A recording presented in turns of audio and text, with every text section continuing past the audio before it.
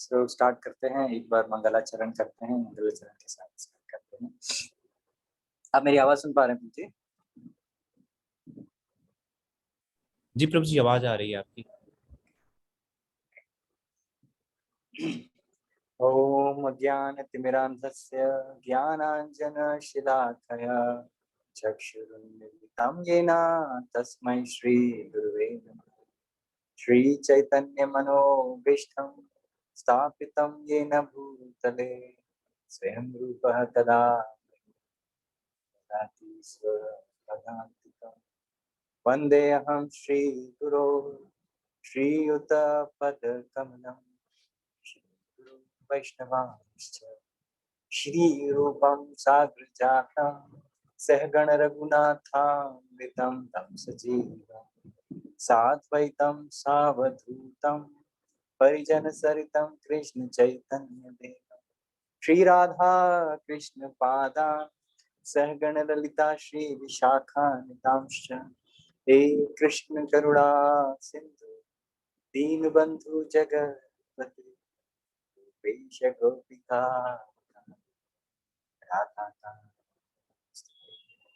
तप्त कांचन गौरांगी राधे वृंदावनेश्वरी विश्वानुसुते प्रणमामि हरिप्रिये। वाञ्छाकल्पतरुभ्यश्च कृपा सिन्धुभ्यैव च पतितानां पावनेभ्यो वैष्णवेभ्यो जय श्री कृष्ण चैतन्य प्रभु नित्यानंद श्री अद्वैत गदाधर श्रीवासादि गौरभक्त। हरे कृष्णा कृष्णा कृष्णा हरे हरे राम राम राम। नमो विष्णु पदाय कृष्ण कृष्णाय भूतले श्रीमते भक्ति वेदांत स्वामी नमस्ते सारस्वती देवी गौरवाणी प्रचारिणे निर्विशेष शून्यवादी हरे कृष्ण।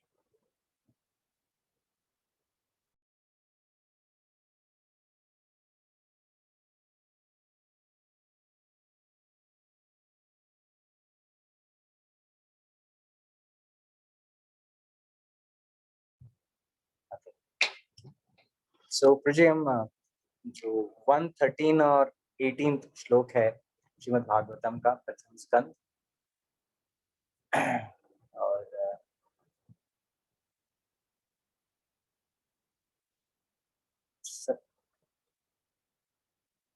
13वां अध्याय है और इसका 18वां श्लोक है।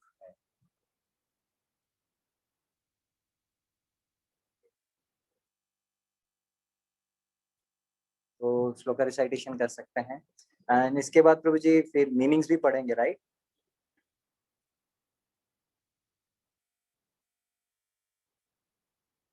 प्रभु जी, संजय प्रभु जी हिंदी ट्रांसलेशन पढ़ेंगे। अच्छा। सो श्लोक है विदुरस्तदाभिप्रेत्य धृतराष्ट्रमभाषत राजन्निर्गम्यतां शीघ्रं पश्येदं भयमागतम्। हरे कृष्णा प्रभु। महात्मा विदुर यह सब जानते थे, अतः उन्होंने महाराज धृतराष्ट्र को संबोधित करते हुए कहा, हे राजन, कृपया करके यहाँ से शीघ्र ही बाहर निकल चलिए, विलंब न कीजिए। जरा देखे तो भय ने किस प्रकार आपको वशीभूत कर रखा है।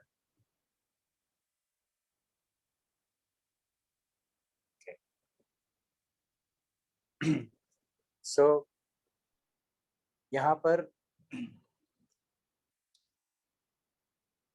धृतराष्ट्र के बारे में बात हो रही है। सो धृतराष्ट्र यहाँ पर जो महात्मा विदुर है वो धृतराष्ट्र को संबोधित करते हैं कि हे राजन। सो बहुत विचित्र सी बात है। आई थिंक आप लोग ये ऑलरेडी इसमें पढ़ रहे हैं कि कैसे धृतराष्ट्र जो है घर छोड़ के आगे बढ़ते हैं अपने जीवन में कहीं एक जगह फंस गए थे वो। जैसे आप जानते ही हैं कि बड़ा विचित्र सा ये डायलॉग चल रहा है। दो भाई हैं, है ना, दो भाई आपस में, एक ही परिवार में दो भाई हैं और एक भगवान के एकदम विशुद्ध भक्त हैं, है ना, और एक है वो अपनी इंद्रियों के में तृप्ति में ही फंसे हुए हैं। और क्या है कि भौतिक आसक्तियां हैं। कुछ भौतिक आसक्तियां तो काल के चलते निकल गई, लेकिन कुछ आसक्तियां अभी भी नहीं जा रही है ना। सो धृतराष्ट्र जो है वो राज सिंहासन नहीं छोड़ना चाहते हैं या नहीं छोड़ पा रहे हैं, है ना। क्यों? क्योंकि बचपन से ही उनको आसक्ति थी। किस लिए? बड़े पुत्र थे, लेकिन राजा बनना भी था, लेकिन वे राजा बनने के लिए सक्षम नहीं थे। तो बचपन से ही वो बनना चाहते थे राजा, और उसके बाद परिस्थिति ऐसी आई कि उनके जो छोटे भाई थे पांडु, वो बन भी गए और बाद में फिर धृतराष्ट्र को वापस as a caretaker king बने रहना पड़ा। तो राज सिंहासन में बैठे। अब युधिष्ठिर महाराज इतने अच्छे भगवान के भक्त हैं, इतने अच्छे भक्त हैं कि उन्होंने जब राज संभाला युद्ध के बाद, तो उन्होंने धृतराष्ट्र कहा कि आप ही राजा बने रहिए, है ना, आप ही राजा बने रहिए। और केयर मतलब कि कहने के लिए धृतराष्ट्र को राज सिंहासन में बैठाए रखा, लेकिन सारे कार्य जो हैं युधिष्ठिर के नेतृत्व में पांडवों ने किए। अब ऐसी परिस्थिति में अभी महात्मा विदुर जो हैं, उन्हें कहना चाहिए हे राजन, तो हे राजन तो युधिष्ठिर के लिए होना चाहिए था, ऐसा हम मानते हैं। लेकिन यहाँ पर वो चुटकी ले रहे हैं, है ना, जो महात्मा विदुर है वो धृतराष्ट्र की चुटकी ले रहे हैं कि हे राजन धृतराष्ट्र को कह रहे हैं, है ना। तो ये एक विचित्र बात है। तो भाई हैं दोनों, और दोनों आपस में थोड़ा सा इस तरह की चुटकी ली जा सकती है, दोनों का रिश्ता ऐसा है। तो युधिष्ठिर ऐसा नहीं बोल सकते थे, वो अगर बोलेंगे तो सीरियसली बोलेंगे, है ना, क्योंकि वो पिता के स्टेटस के हैं। लेकिन ये दोनों आपस में भाई हैं। तो ऐसी परिस्थिति में एक भाई भगवान का भक्त बन गया है और वो भगवान की नवविधा भक्ति में पूर्ण रूप से लगे हुए हैं, और दूसरे भाई हैं जिनसे अपने राज सिंहासन की वो छुटी नहीं रही है आसक्ति है ना। तो इस प्रकार से तो प्रभुपाद हमको बताते हैं कि मृत्यु कितनी भयावह है, मृत्यु अर्थात काल कितना भयावह है ना। सो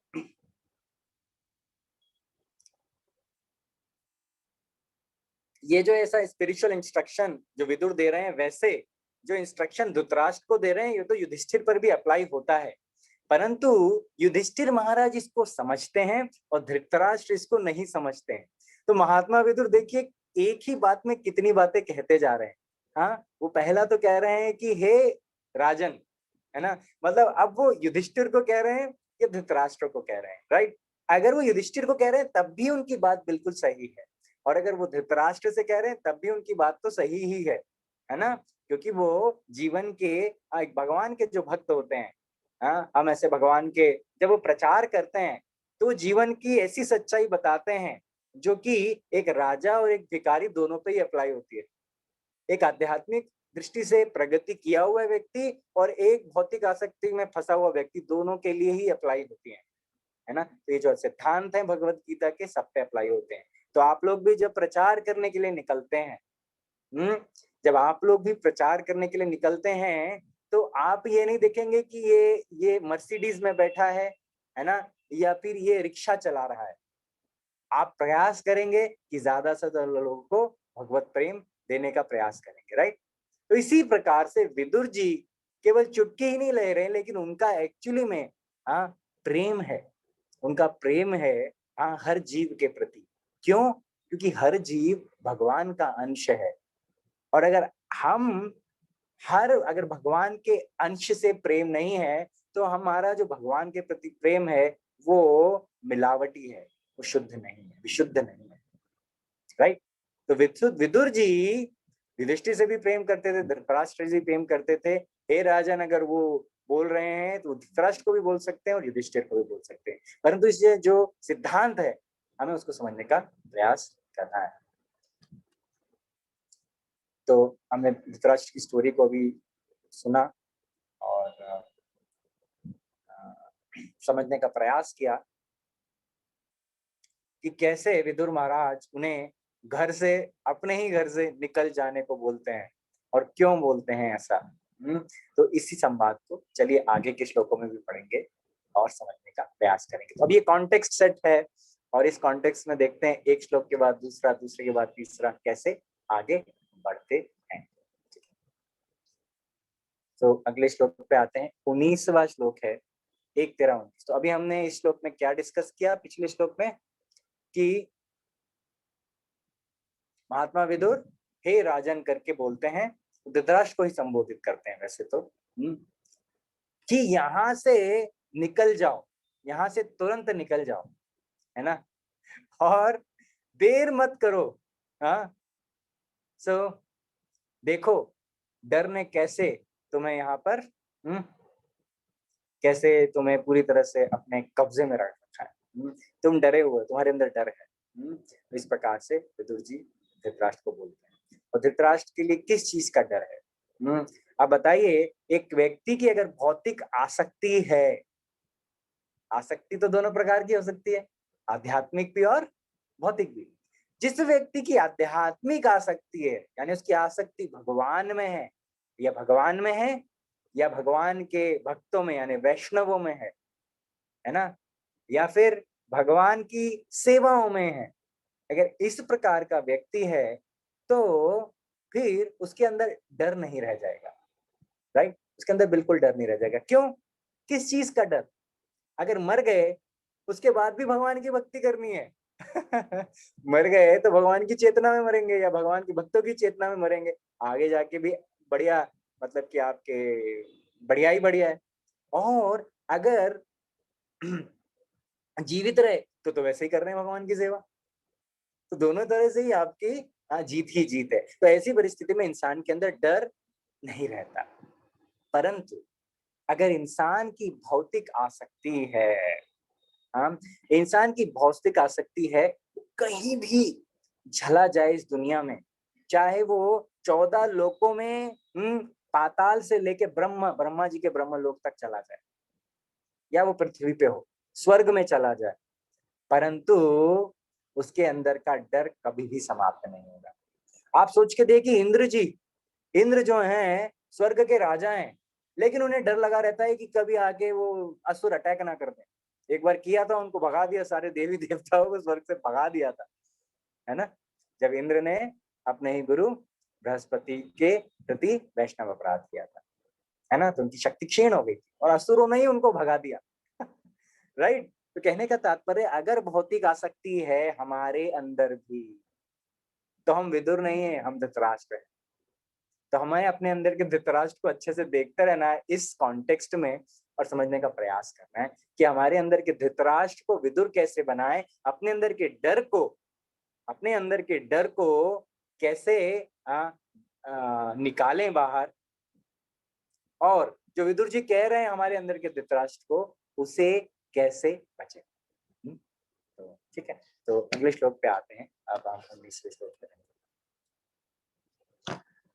प्रतिक्रिया न यस्येह कुतश्चित् कर्हिचित् प्रभो स एष भगवान् कालः सर्वेषां नः समागतः। इस भौतिक संसार में कोई भी व्यक्ति इस भयावह स्थिति का निराकरण नहीं कर सकता। हे स्वामी, शाश्वत काल के रूप में पूर्ण पुरुषोत्तम भगवान हम सबके पास आ पहुंचे हैं।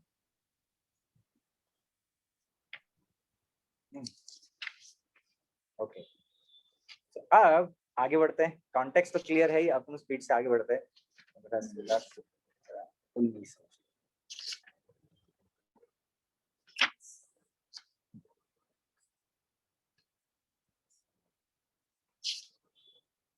सॉरी तो यहाँ पर बड़ी इंटरेस्टिंग सिचुएशन बनी हुई है। अब क्या हुआ, उन्होंने धृतराष्ट्र को दो चीजें तो बोल दी।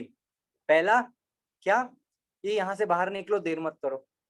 दूसरा उन्होंने कहा कि तुम डर से, डर के बारे में उन्होंने क्या कहा कि भय से किस प्रकार आपको वशीभूत, भय ने आपको किस प्रकार वशीभूत करके रखा है, यानी आप डर से भरे हुए हो। क्या आसक्ति थी धृतराष्ट्र की? एक भौतिक आसक्ति थी। वो क्या थी कि ये सिंहासन, राज सिंहासन छोड़ू ना, ठीक है, छोड़ू ना। अब ऐसी परिस्थिति में विदुर क्या कह रहे हैं कि इस भौतिक संसार में कोई भी व्यक्ति इस भयावह स्थिति का निराकरण नहीं कर सकता, है ना। और हे स्वामी, शाश्वत काल के रूप में पूर्ण पुरुषोत्तम भगवान हम सबों के पास आप पहुंचे हैं, है ना। किस रूप में? काल के रूप में। अब यहाँ पर काल की बात हो रही है ना। सो काल की जब बात हो रही है यहाँ पर, तो श्रील प्रभुपाद हमें भगवत गीता में लिए चलते हैं, है ना। और भगवत गीता के 10वें अध्याय, जहाँ भगवान की विभूतियां स्वयं भगवान अपने मुख से बता रहे हैं, उन विभूतियों में 34वें श्लोक में जाके भगवान क्या बोलते हैं? तो भगवान कहते हैं मृत्यु सर्वहरश्चाहम, है ना, और उद्भवश्च भविष्यताम। तो ये दो चीजें हैं। पहला कि भगवान मैं ही काल हूं, है ना। भगवान सबसे पहले बताते कि मैं ही काल, और जन्म लेने का जो सिद्धांत है वो भी मैं ही हूं, है ना। सो काल भी मैं ही हूं, मृत्यु भी मैं ही हूं, और जन्म भी मैं ही हूं, ठीक है। तो अब यहाँ पर क्या कहा जा रहा है, क्योंकि आपको थोड़ा सा शक होगा कि मैं, हे स्वामी, शाश्वत काल के रूप में पूर्ण पुरुषोत्तम भगवान हम सबों के पास आ पहुंचे हैं। तो पूर्ण पुरुषोत्तम भगवान स्वयं काल भी हैं। भगवान श्री कृष्ण काल भी हैं, लेकिन कैसे? हमें तो काल जैसे नहीं दिखते, विदुर को भी नहीं दिख रहे थे। विदुर तो भक्त थे, फिर उन्होंने ऐसा क्यों कहा, है ना। इसीलिए यहाँ पर हम लोगों को समझना पड़ेगा कि भगवान को काल क्यों बोला महाराज विदुर ने, है ना, विदुर जी ने, महात्मा विदुर ने कैसे क्यों कहा ऐसा। तो पहली चीज कि भगवान काल क्यों बनते हैं, क्यों बनना पड़ जाता है भगवान को। तो देखिए, भगवान को अर्जुन ने जब कहा हे भगवान दर्शन दीजिए, तो भगवान ने अर्जुन को काल के रूप में दर्शन दिए, काल के रूप में दर्शन दिए, राइट। और अर्जुन उसे, जो विराट रूप था भगवान का, उसमें काल रूप भी, है ना, भगवान ने अपना दर्शाया, और अर्जुन उसको देखकर कांपने लगे। लिटरली भगवान से बोलते मैं इसको देख नहीं पा रहा हूँ, मुझे मेरे सामने से ये मूवी हटा दो, है ना। ऐसे कभी कभी हम हॉरर मूवी देख लेते हैं, हॉरर मूवी देख के जब एकदम से सस्पेंस सामने आता है तो हम कांपने लग जाते हैं। ऐसा होता है ना कई बार। अगर आपने देखी हो तो, नहीं देखी हो तो कोई बात ही नहीं है। इस्कॉन में आने से पहले 2-4 हॉरर मूवी तो हम देख ही लेते ना। तो ऐसी परिस्थिति में, तो अगर आपने हॉरर मूवी कोई देखी है, तो उस हॉरर मूवी में आपने ये चीज जरूर देखी होगी कि इंसान जब एकदम क्लाइमेक्स पे आता है ना सीन, तो इंसान हिल जाता है, डर जाता है। तो ऐसी प्रकार से जब इंसान जिसकी भौतिक आसक्ति है, वो इंसान जिसकी भौतिक आसक्ति है, उसकी जब मृत्यु आती है तो वो हमेशा काल रूप में ही आती है, राइट। जिस इंसान की मृत्यु और भौतिक आसक्ति है, अगर उसको मृत्यु आ रही है तो वो काल रूप में आएगी। हाँ, क्यों? क्योंकि उसकी भौतिक आसक्ति है, वो छोड़ना नहीं चाह रहा है, और छोड़ना नहीं चाह रहा है, और भगवान छुड़वा देंगे। तो छुड़वाएंगे तो प्रेम से तो नहीं छूटेगा ना, थोड़ी जबरदस्ती तो करनी पड़ेगी। तो उसके लिए, इसीलिए भगवान का जो काल रूप है वो भयावह होता है, और इसीलिए धृतराष्ट्र यहाँ पर डरे हुए हैं, ठीक है। धृतराष्ट्र यहाँ पर डरे हुए हैं। और तो हम लोग बचपन से और बुढ़ापे तक हर जीव के, है ना, 6 परिस्थितियां भी होती हैं, है ना। हर जीव की 6 परिस्थितियां होती हैं। क्या? बर्थ होता है उसका, फिर वो धीरे धीरे ग्रो होता है ना, फिर वो अपनी पूर्ण यौवन स्थिति पे पहुंचता है, उसके बाद अपने आप को मेंटेन करता है, फिर धीरे धीरे बुढ़ापा आने लगता है और अंत तो गत्वा उसकी मृत्यु आ जाती है। तो ये 6 चीजें जो ऐसी हैं जो कि सभी जीवों के साथ होती ही है ना। ये 6 चीजें, ये फैक्ट्स हैं, किसी भी जीव के साथ प्रभुपाद हमको बताते हैं कि किसी भी जीव के साथ ये 6 चीजें होना आवश्यक है। तभी वो जीव कहलाएगा, है ना। उसके अंदर आत्मा है तो ये 6 चीजें स्वाभाविक रूप से होंगी। क्योंकि वो भौतिक शरीर धारण कर रहा है, ठीक है। तो ऐसी परिस्थिति में तो ये 6 चीजें प्रभुपाद हमें जो है तात्पर्य में बताते हैं।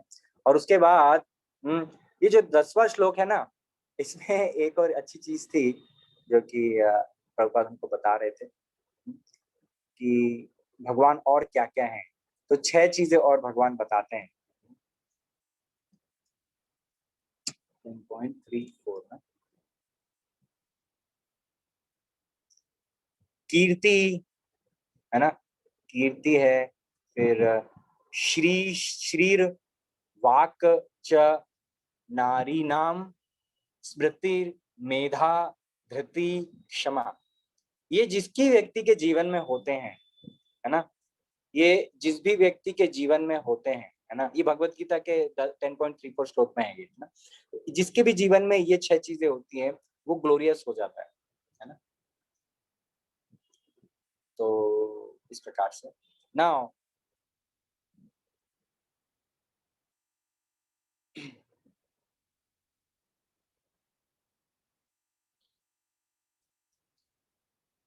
ठीक है, अब हम इस श्लोक से और थोड़ा आगे बढ़ेंगे। तो इसीलिए यहाँ पर भगवान काल के रूप में पूर्ण पुरुषोत्तम भगवान हम सबों के पास आ पहुंचे हैं। अब देखते हैं आप पहुंचे हैं भगवान सबों के पास, तो फिर विदुर जी आगे क्या बोलते हैं। तो अगले श्लोक पे आते हैं, श्लोक नंबर 20।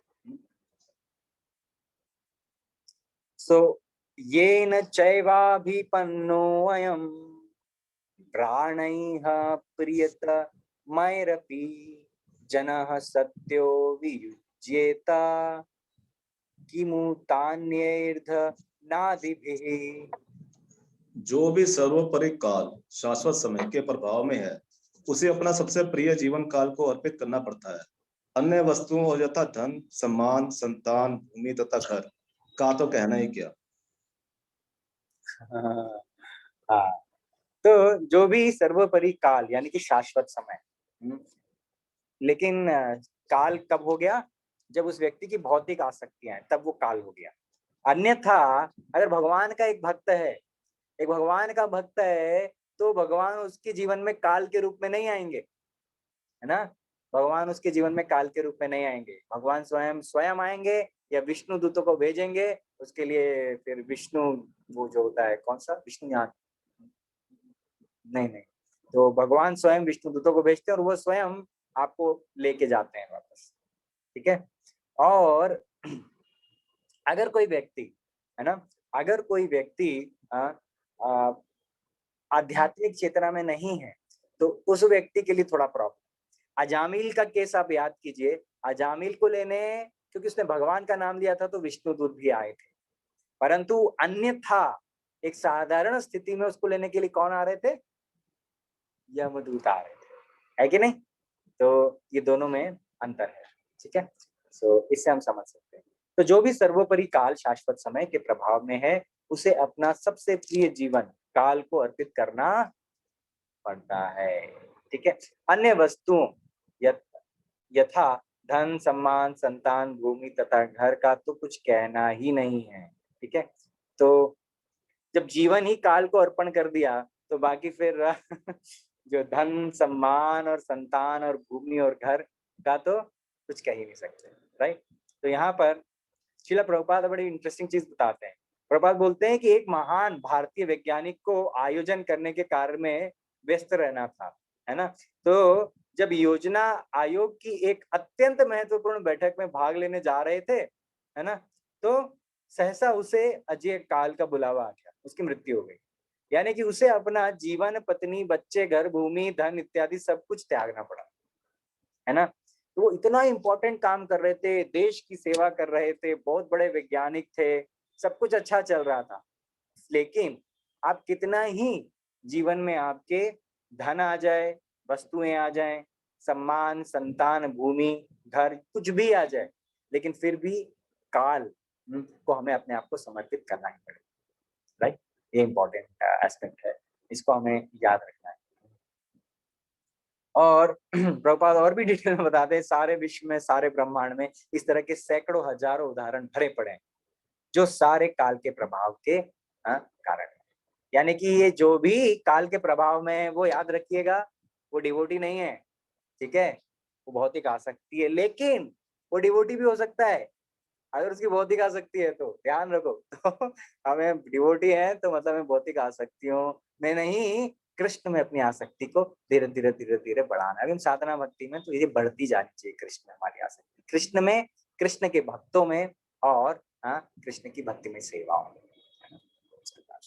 तो ये इसीलिए यहाँ पर काल के प्रभाव को विदुर जी, है ना, धृतराष्ट्र को बताते हैं। चलिए अब आगे चलते हैं, फिर विदुर जी और क्या कह रहे हैं। ओके, तो पिता भ्राता सुहृद पुत्रा हतास्ते विगतम वयम आत्मा च जरया ग्रस्तः परगेहमुपाससे।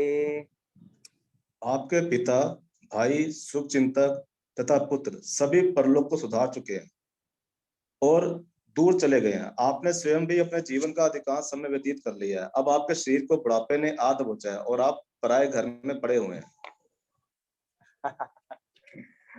आप पराये घर में पड़े हैं, कौन किससे कह रहा है? विदुर जी धृतराष्ट्र से कह रहे हैं, है ना। धृतराष्ट्र का पराया घर कैसे हो गया, तो इसको समझने का प्रयास करते हैं। तो यहाँ पर विदुर जी पहली चीज तो कहते हैं कि आपके भाई पिता, आपके पिता, भाई, शुभ चिंतक तथा पुत्र सभी मर चुके हैं। तो बहुत थोड़ा समय बीत चुका है ऑलरेडी, युद्ध सब कुछ हो गया है और धृतराष्ट्र अपना बैठे हैं वहां पर।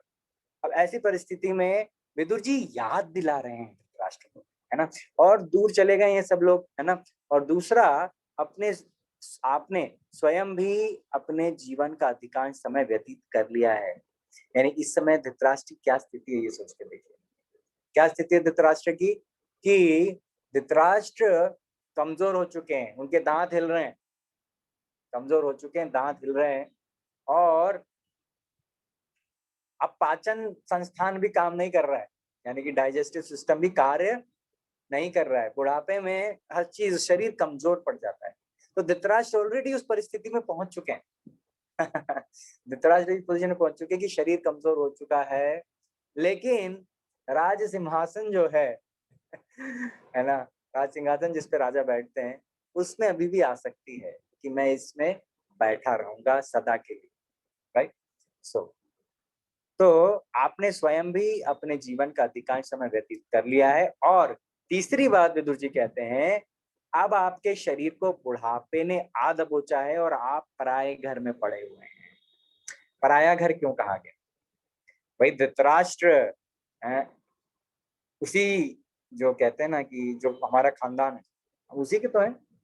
3 भाई थे, 3 में से अब एक तो पांडु जो तो रहे नहीं, दूसरे विदुर जी, उनने तो संन्यास ले लिया, धामों में भगवान का प्रचार करते हैं, कीर्तन करते हैं और बस भगवान की सेवा में लगे रहते हैं, और वैष्णवों का संग करते हैं। राजमहल में तो मुश्किल है ना। और तीसरे जो भाई बचे वो हैं धृतराष्ट्र, जो राज सिंहासन नहीं छोड़ना चाहते, ठीक है ना। तो एक ही भौतिक आसक्ति बची थी, क्योंकि जो पुत्रों के साथ और रिश्तेदारों के साथ थी, तो वो तो अब बचे ही नहीं। तो ये बस ये एक ही आसक्ति बच गई है धृतराष्ट्र की, है ना। सो 3 चीजें विदुर जी यहाँ पर कह रहे हैं, ठीक है। फिर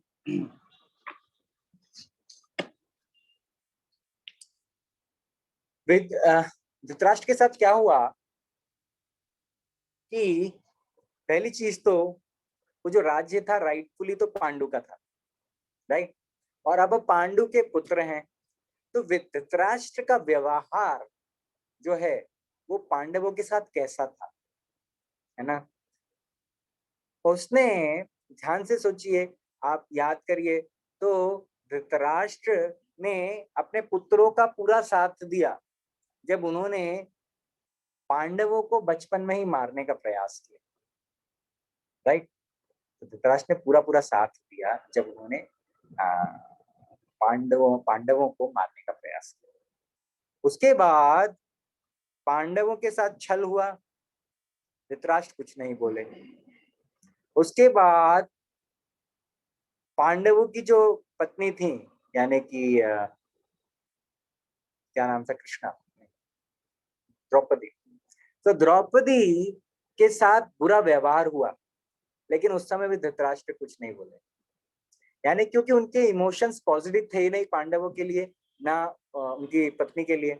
तो वो अब ये लोग संभाल रहे हैं सब कुछ। तो अब ऐसी परिस्थिति में जब उनके साथ कभी जिंदगी में अच्छे रिलेशन नहीं रहे, और भीम को तो धृतराष्ट्र ने स्वयं अपने हाथों में दबोच के मारने का प्रयास किया था, है। तो ऐसी परिस्थिति में आप सोच के देखिए, आप उस घर में रह रहे हैं और उस घर में सबके मुखिया बन के और पूरे राज्य के मुखिया बन के रह रहे हैं, और पांडव तो उनको हटाने में कोई प्रॉब्लम नहीं थी ना, लेकिन पांडव जो हैं धर्म के साथ थे, हैं। घर के बुजुर्गों को कितना रिस्पेक्ट दिया जाता है, यहाँ पर हम पांडवों से सीख सकते हैं कि घर के बड़े बुजुर्ग जब तक घर में रहना चाहें, जैसे रहना चाहें, उनको वैसे ही रिस्पेक्ट देना चाहिए। लेकिन अगर वे स्वयं ही घर से निकलना चाहते हैं तो अलग बात है, उन्हें जाने भी देना चाहिए, राइट। क्यों? क्योंकि अब गृहस्थ आश्रम पूरा हुआ है, तो अब उन्हें वानप्रस्थ की तरफ बढ़ना चाहिए। ऐसा नहीं जबरदस्ती ले जाके लोग है जैसे कि माँ बाप को, है ना, जो है वृद्धाश्रम में छोड़ के आ जाते हैं कि आप लोग यहीं रहो कम से कम, नहीं ऐसा नहीं किया था युधिष्ठिर ने, है ना। जब तक आप रहना चाहते हैं इस घर के मालिक बनकर, और जिस प्रकार से आप रहना चाहते हैं, जैसे भी आप रहना चाहते हैं, रहिए, कोई प्रॉब्लम नहीं, परंतु ये आपके अंदर से आना चाहिए। तो युधिष्ठिर तो कुछ बोल नहीं सकते थे, इसीलिए विदुर जी को आना पड़ा ठीक है। तो ऐसा घर जो कि जिसमें कि पांडव रहते हैं, कभी भी धृतराष्ट्र ने उनको अपना नहीं समझा और उनके साथ हमेशा दुर्व्यवहार किया। इसीलिए विदुर जी क्या कह रहे हैं कि आप पराये घर में पड़े हुए हैं। वैसे इसका एक आध्यात्मिक दृष्टिकोण भी है। एक तो रिश्तों के हिसाब से पराया घर है, क्योंकि राइटफुली तो युधिष्ठिर है वहां के राजा, या पांडु है या युधिष्ठिर है, तो वो धृतराष्ट्र का तो घर है ही नहीं।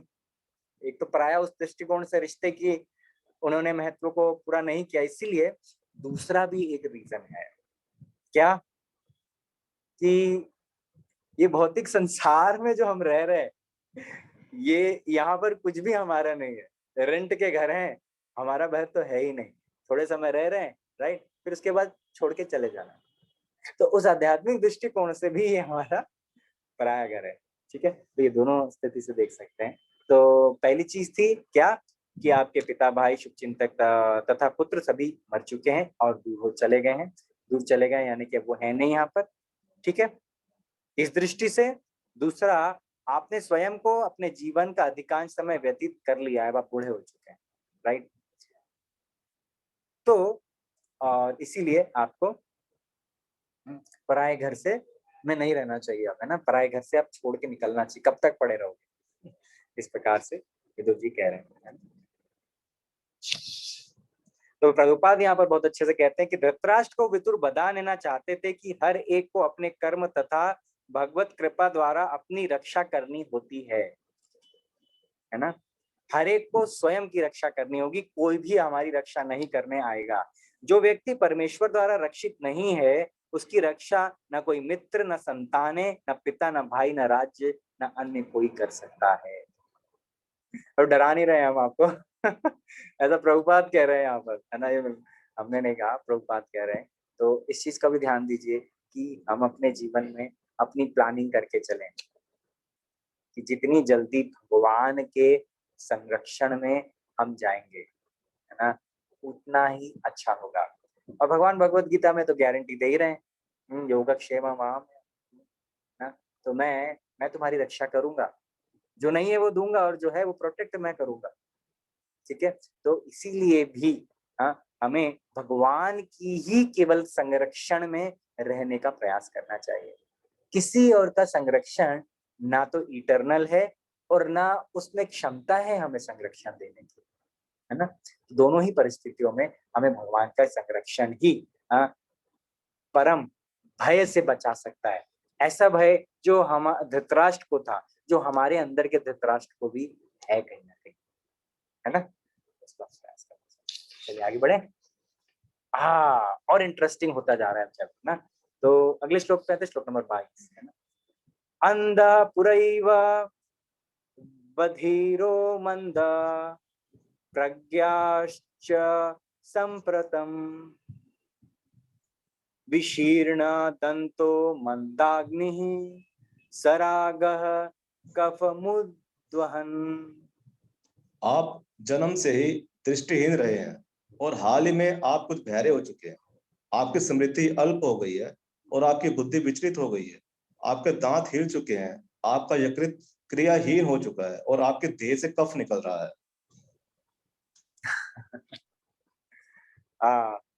तो ये धृतराष्ट्र के लिए नहीं, हम सबके लिए बताया जा रहा है कि हमारे साथ क्या होने वाला है, राइट। तो ये श्लोक को तो बिल्कुल हमें देखना ही चाहिए। भगवान कह रहे हैं ना, महामुपेत्य पुनर्जन्म दुखालय शाश्वतम। अब ये दुख का घर है।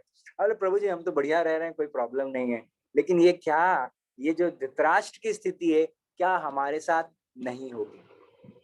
तो धृतराष्ट्र की स्थिति हमारे साथ नहीं होगी। देखिए सीधे सीधे अभी विदुर जी एकदम स्ट्रेट फॉरवर्ड बोल रहे हैं, अभी घुमाने फिराने का रोल ही है ना। क्या बोल रहे हैं? आप जन्म से ही अंधे हैं, ठीक है, आप जन्म से ही अंधे रहे हैं।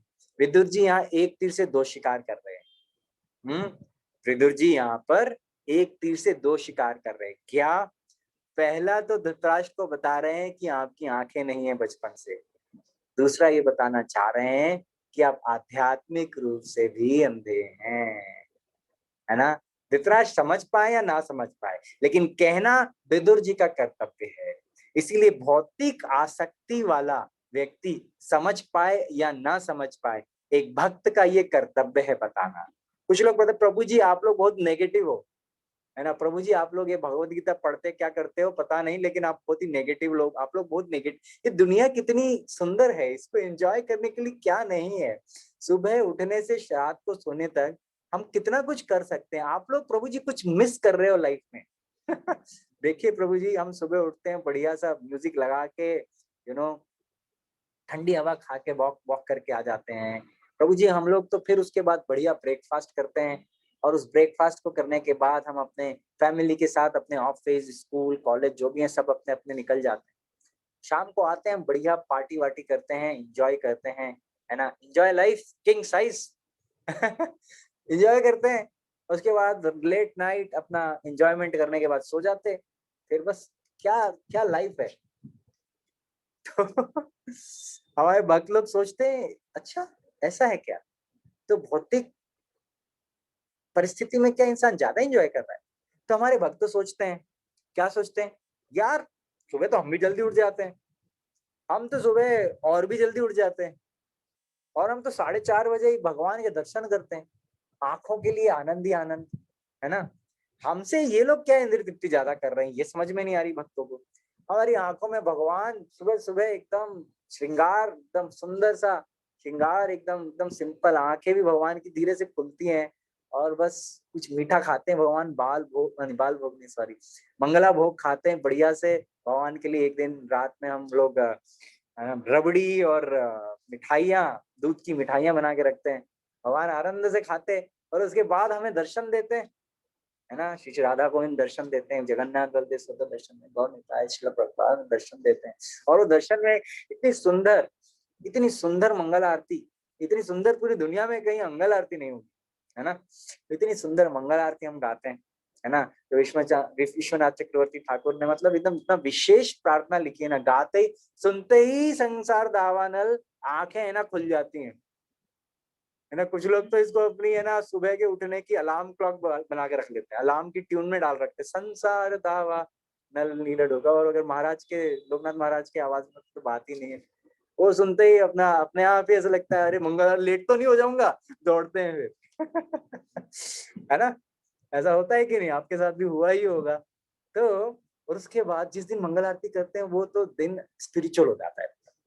उसके बाद भगवान के नाम का जप रखते हैं, तो कानों को भगवान का नाम कानों में 2 घंटे एकदम डाल के एकदम एकदम एकदम पावर पैक बना देते हैं उसको। फिर कुछ दिन भर फिर उसके अंदर कुछ भौतिक जाए ही ना। जाए भी तो इधर से घुसे और उधर से निकल जाए। हाँ, लेकिन जब करना है तो फिर इधर से घुस के निकालना नहीं है, रोकना है थोड़ी देर। सो कानों के लिए, आँखों के लिए और आहाहा! कभी-कभी तो शाम तक खुशबू आ रही होती है। समझ गए ना मैं क्या बोलना चाह रहा हूँ? शाम तक खुशबू आती है। नरसिंह आरती में भगवान को लगा हुआ है ना, इत्र हम लगाते हैं। हाँ, नाचते और उसके बाद नाचते हैं, गाते हैं और उसके बाद जो इतना कोरस में मतलब हमें से कोई भी म्यूजिशियन नहीं है।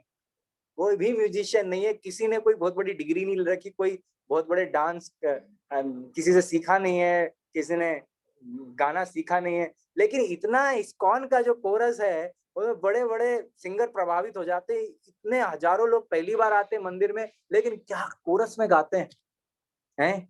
मतलब सुबह से ही हम लोग एकदम वैकुंठ के आनंद में चले जाते हैं और फिर दिन तो छोड़ दीजिए, भगवान को क्या-क्या बना के क्या-क्या प्रसाद पाते हैं हम लोग, कुछ छूटता ही नहीं है ना? आज ही केक बना था भगवान के लिए। मैं आपके मुँह में पानी आ जाए इसलिए नहीं बोल रहा हूँ, मतलब बताना चाह रहा हूँ। तो भक्त लोग सोचते हैं भौतिक आसक्ति वाले इतना एन्जॉय करते हैं लेकिन फिर भी दुखी रहते हैं। दुःखालय है ना, दुःख का घर है।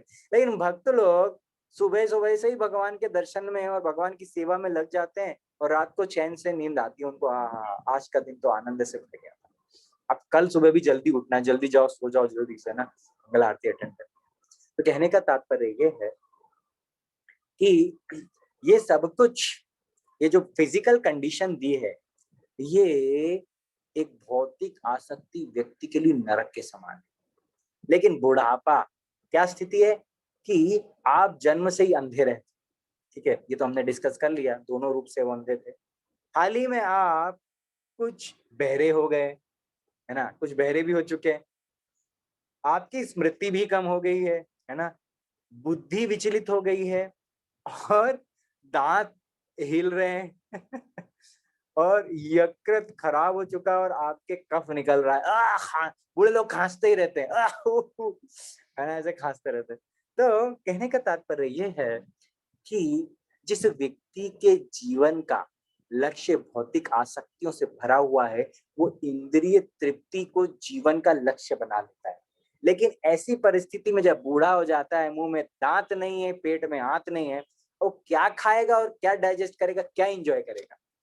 तो जीवन का जो लक्ष्य था वही समाप्त हो गया उसके बुढ़ापे के साथ, क्योंकि जो करना चाहता था वो कर नहीं पा रहा है, वो फ्रस्ट्रेट होता है, बहुत फ्रस्ट्रेशन होता है कर्मी को, जैसे जैसे एज बढ़ती बहुत फ्रस्ट्रेट होता है और फ्रस्ट्रेशन उसका बढ़ता चला जाता है। जैसे और उसके अंदर इसीलिए वीत राग भय क्रोधा, भगवान बता रहे हैं 3 बार वीत राग भय क्रोधा, राग भय क्रोध, ये 3 शब्द एक साथ भगवत गीता में 3 बार आते हैं, एक बार नहीं, 3 श्लोकों में आते हैं, बहुत इंपॉर्टेंट है ना? तो राग भय क्रोध, राग मतलब भौतिक आसक्तियां, भय का अर्थ है कि वो भौतिक आसक्ति के कारण आने वाला भय, और उसके बाद जब पूरा नहीं होता इस कंडीशन में तो क्रोध भी आता है कि मैं इंद्रिय तृप्ति करना चाह रहा हूँ लेकिन कर नहीं पा रहा, आइसक्रीम खाना तो चाह रहा हूँ लेकिन दांतों में इतना ठंडा लगता है, मतलब सेंसिटिविटी, तो सेंसोडाइन घिसते हैं रोज के, लेकिन उससे ज्यादा फर्क नहीं पड़ता। राइट? वो बहुत अच्छा म्यूजिक सुनना चाहता है, लेकिन ये देखो विदुर जी बोल रहे हैं हाल ही में आप कुछ बहरे हो चुके हैं। वो म्यूजिक नहीं सुन सकता, है ना? और मूवी देखना चाहता है या कहीं हिल स्टेशन पे जाना चाहता है, लेकिन वो ट्रैवल इतनी देर करेगा तो वो थक जाएगा, क्योंकि देखिए बुद्धि भी विचलित हो गई है, दांत हिल रहे हैं और यकृत खराब चूरा, कफ निकल रहा है, खांस रहे हैं। ऐसी परिस्थिति में क्या घूमेगा, क्या फिरेगा? तो कुछ नहीं कर सकता भौतिक आसक्ति। लेकिन अगर वो अपने जीवन में भगवान के नाम को लेके और अच्छे से चैंटिंग करना सीख गया है, भगवान की सेवा में संलग्न रहना सीख गया है और प्रचार करना सीख गया है। अब प्रचार करने में सुनने की जरूरत नहीं पड़ती, कान खराब भी हो जाए ना, बोलते रहो भगवान का नाम, कीर्तन गाते रहो, प्रचार करते रहो, भगवत गीता के श्लोक लोग सुनाते रहो, उसका अर्थ बोलते रहो। कोई प्रश्न पूछेगा आखिरी में थोड़ा जोर से कान में डालेगा तो सुन लेना, नहीं तो बोलते रहो। कहने का तात्पर्य ये है कि भगवान का एक भक्त है, ये सारी चीजें उसके लिए कोई भी इनमें से एक भी चीज बाधा नहीं बनती। उसको डाइजेशन नहीं हो रहा, कोई बात नहीं, वो तो एकादशी का व्रत रखता था। उसका डाइजेशन नहीं होता तो कोई बात नहीं, अब वो एकदम सात्विक भोजन पाता है। भगवान ने भगवत गीता में कहा सात्विक भोजन पाना है आपको, है ना, तो वो और सात्विक पाने लगता है, वो बॉइल्ड वेजिटेबल पे आ जाता है, वो नमक भी कम कर देता है, चीनी, उसको तो वैसे ही नमक चीनी कम पाना होता है भगवान के भक्तों को, है ना। अब थोड़ा बहुत फीस्ट हो जाती, चलो उसको छोड़ देते हैं।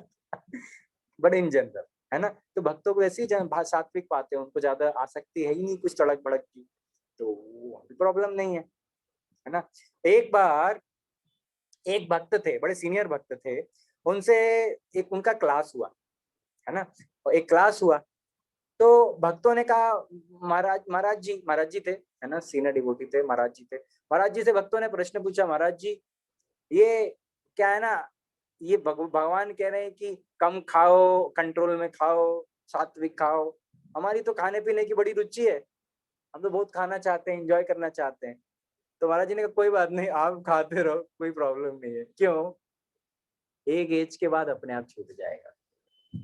आप में से कुछ लोग इस बात को समझ गए होंगे, कुछ लोग थोड़े समय बाद समझेंगे। तो महाराज जी ने कहा अच्छा खूब खाओ, भगवान का प्रसाद खूब पाओ, प्रभुपाद में ही खाए, अपना है ना प्रसाद है ना, यहाँ तक पाओ, अच्छे से पाओ, कोई प्रॉब्लम नहीं। आपकी जब तक पाने की उम्र तब तक तो पा पाओगे ना, 45 साल 50 साल की उम्र के बाद आप पा नहीं सकते, आपको बहुत कंट्रोल डाइट लेना ही पड़ेगा।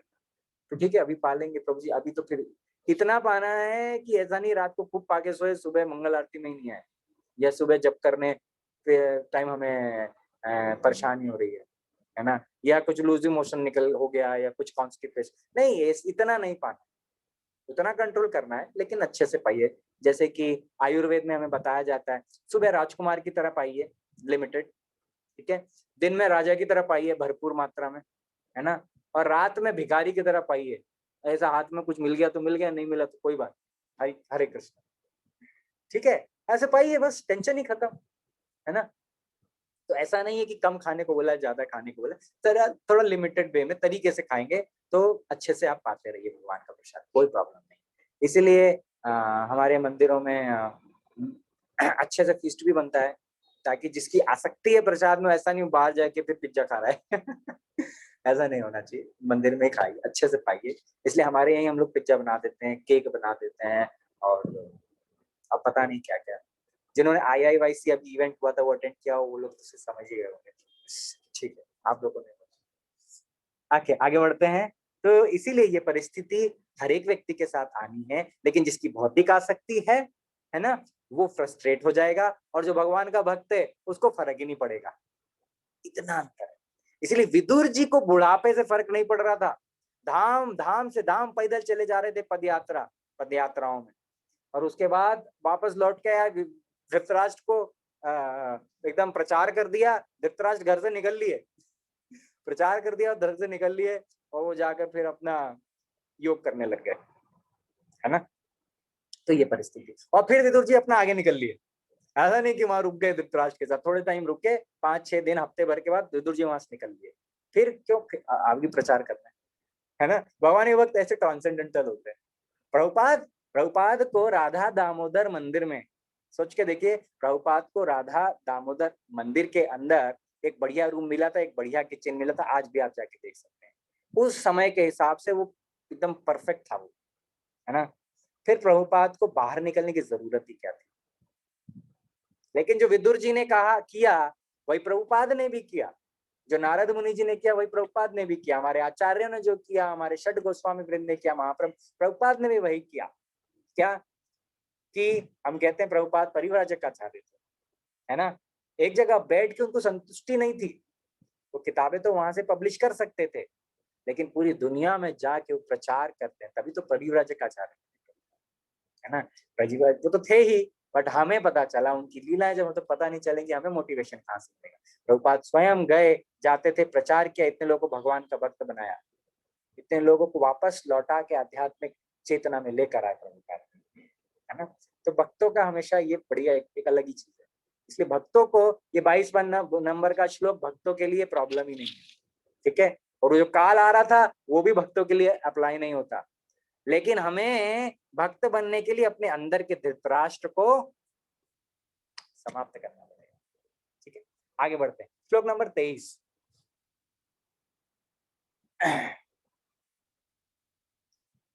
तो 23 नंबर श्लोक पे आएंगे।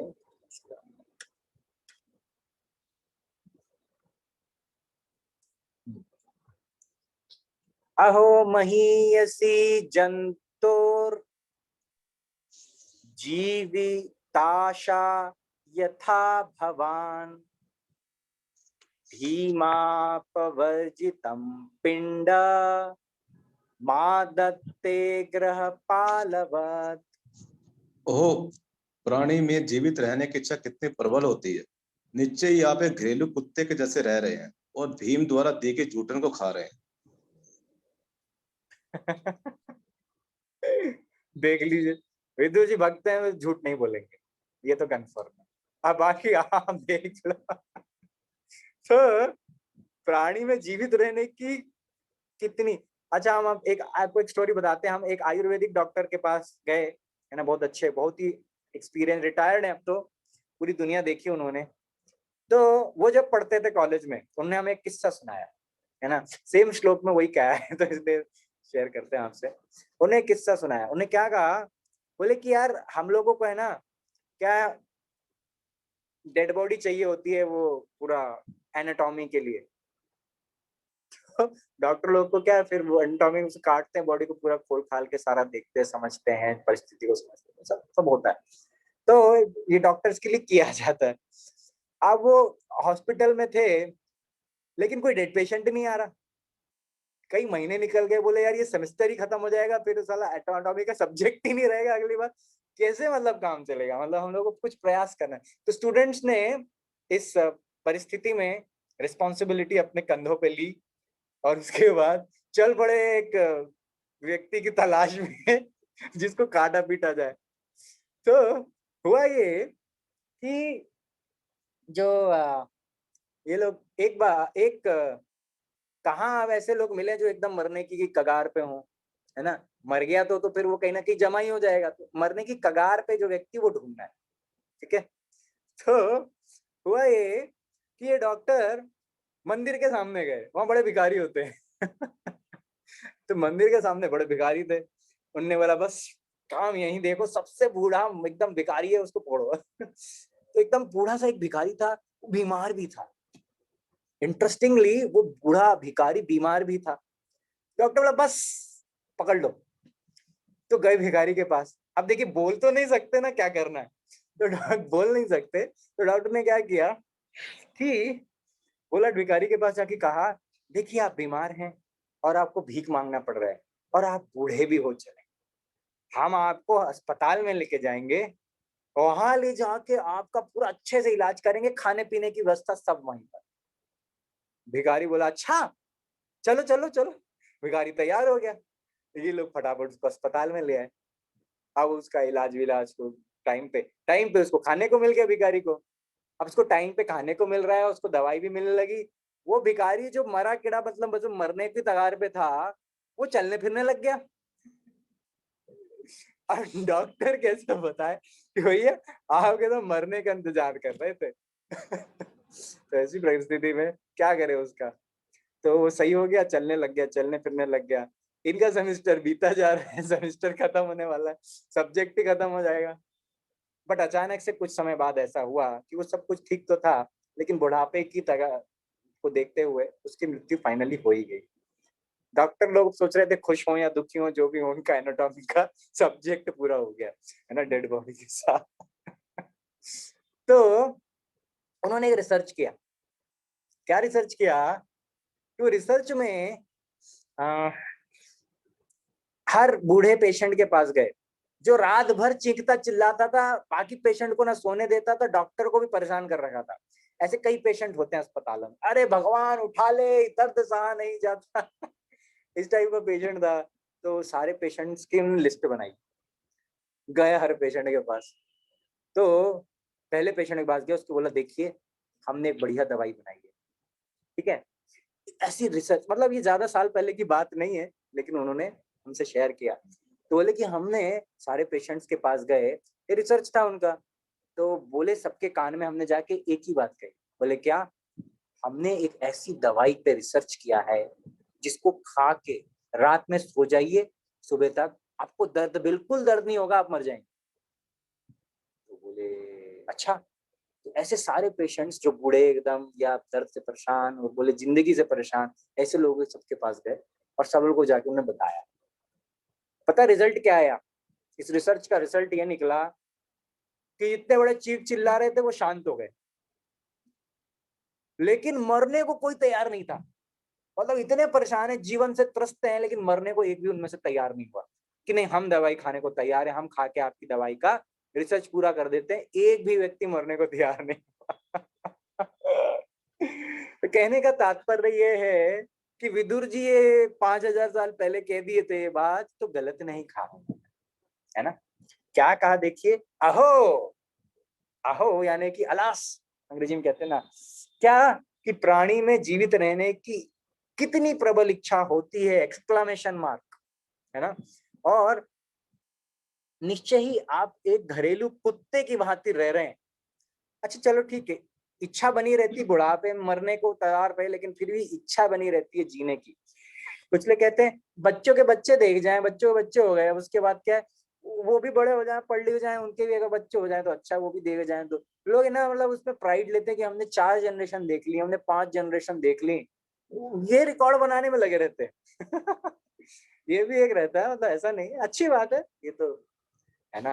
अब बुरी बात तो नहीं है, महाभारत में भी ऐसी 5 जनरेशन इकट्ठे हो गई थी, है ना। तो ये बहुत अच्छी बात है, लेकिन भौतिक आसक्ति के साथ, है ना, भौतिक आसक्ति के साथ नहीं होना चाहिए। तो ऐसी परिस्थिति में अब कुत्ते की भांति क्यों?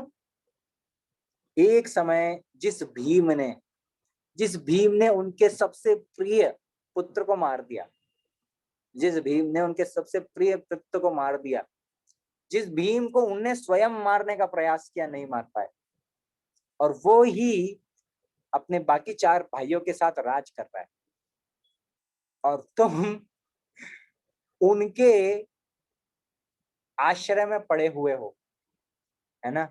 इसीलिए एक कुत्ता जो होता है ना, कुत्ते की विशेष चीज होती है, मालिक पत्थर मार दे, चप्पल मार दे, गाली मार दे, एक दिन खाने को नहीं दे, कुत्ता बढ़िया से वहीं वहीं बैठा रहता है, थोड़ा इधर उधर थोड़ा मुंह मारने भले ही जाता है, लेकिन लौट के वो अपने मालिक के गेट पे आके ही सोता है।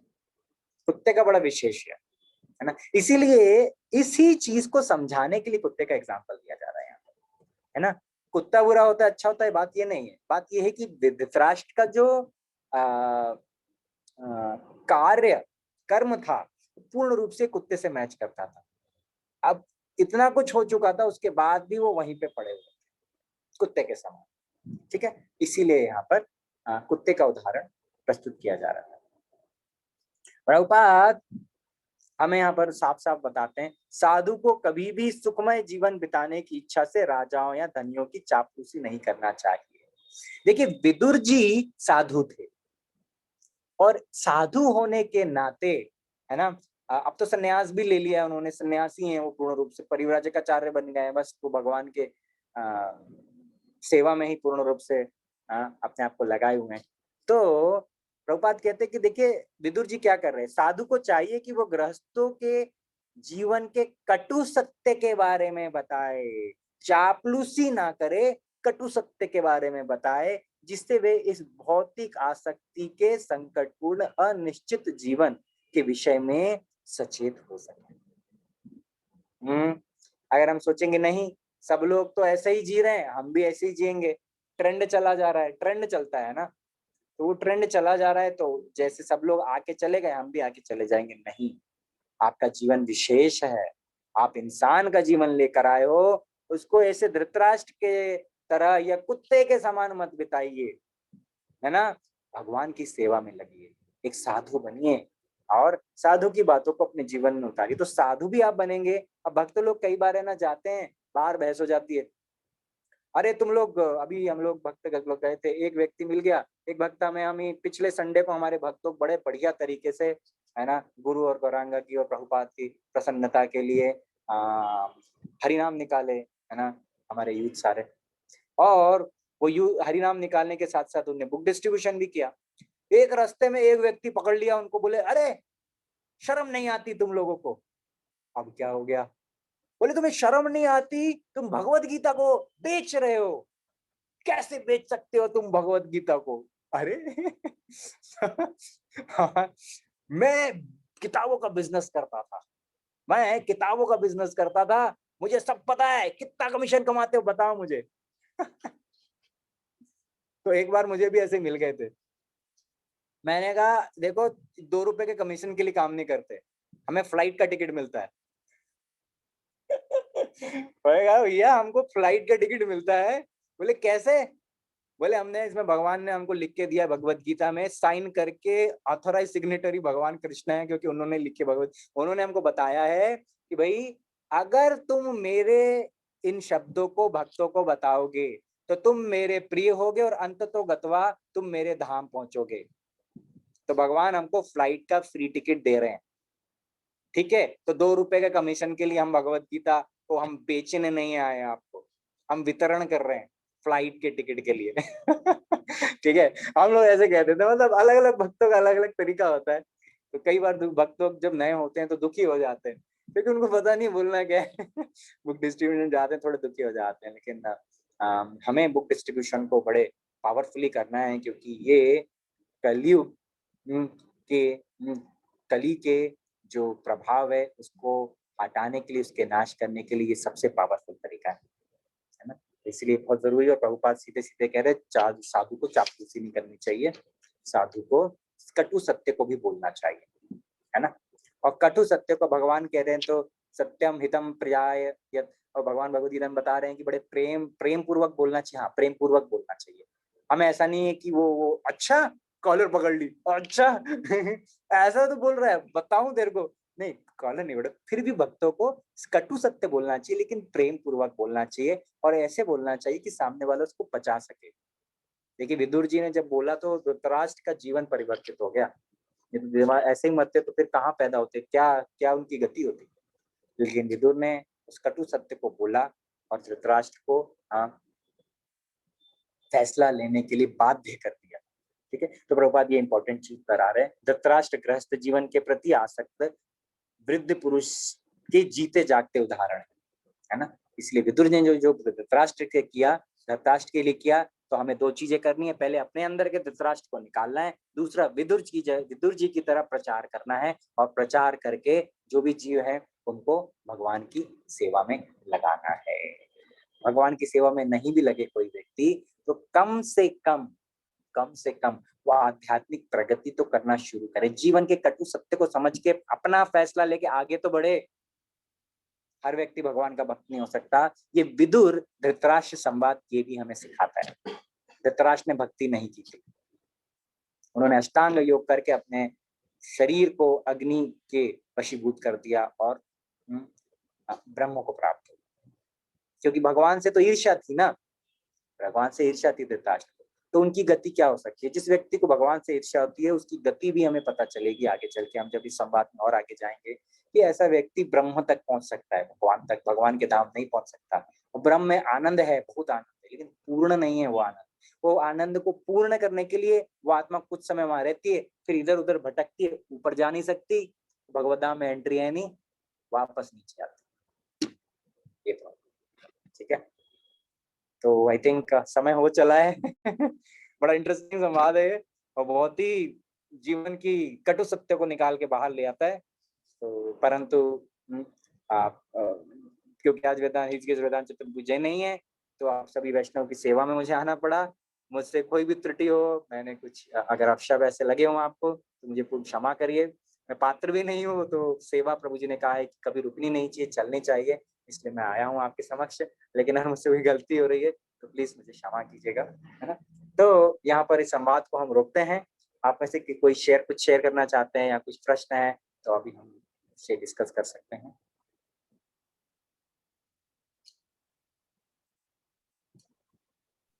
हरे कृष्णा। आपसे भी कोई प्रश्न है तो आप अनम्यूट करके पूछ सकते हैं।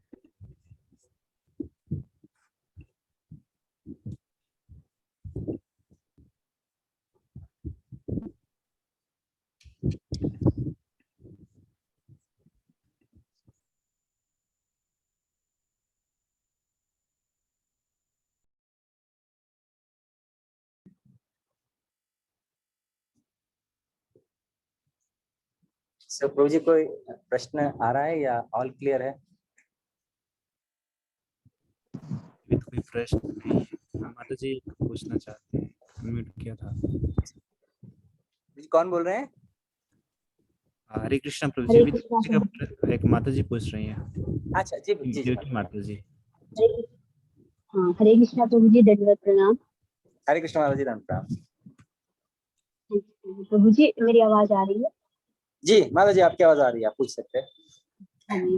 प्रभु जी, ये विदुर ने बहुत अच्छा रास्ता बताया धृतराष्ट्र जी को, लेकिन कलयुग में जैसे हमने पहले भी पढ़ा कि कोई बिरले ही कोई एक होता है जो भगवत नाम को प्राप्त कर पाता है। प्रभु जी, हम आपके बारे में भी जानना चाहते हैं कि आप भक्ति में कैसे आए, और आप प्लीज अपने बारे में थोड़ा सा बता दीजिए। मेरा तो कोई विशेष केस नहीं है, मैं भी वैसे ही आया था जैसे ज्यादातर भक्त लोग आते हैं। विदुर जी जैसे भक्त लोग प्रचार कर रहे हैं, बस ऐसे भक्तों ने भी पकड़ लिया था।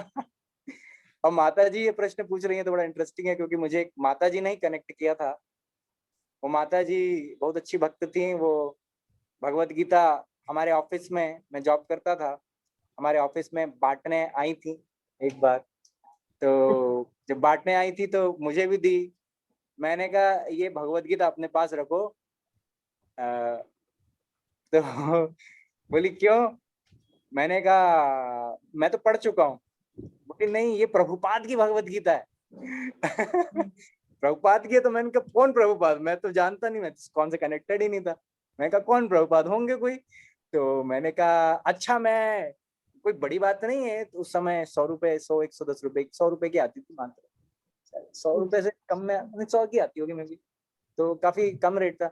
तो मैंने कहा चल ले सकता हूँ मैं। अब कोई, तुम भी अच्छे अच्छी भक्ति हो, जो भी हो, भगवत गीता बांट रही हो, अच्छा काम कर रही हो, चलो एक ले लूंगा।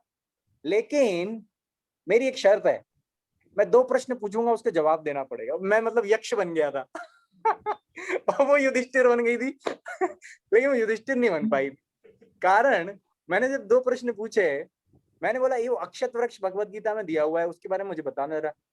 और दूसरा मैंने बोला कर्म के सिद्धांत के बारे में मुझे बताओ कि क्या है इसमें। तो कुछ प्रश्न, स्पेसिफिक प्रश्न मैंने पूछा था, मुझे बहुत अच्छे से याद नहीं है, लेकिन 2 ऐसे टाइप के प्रश्न थे मेरे।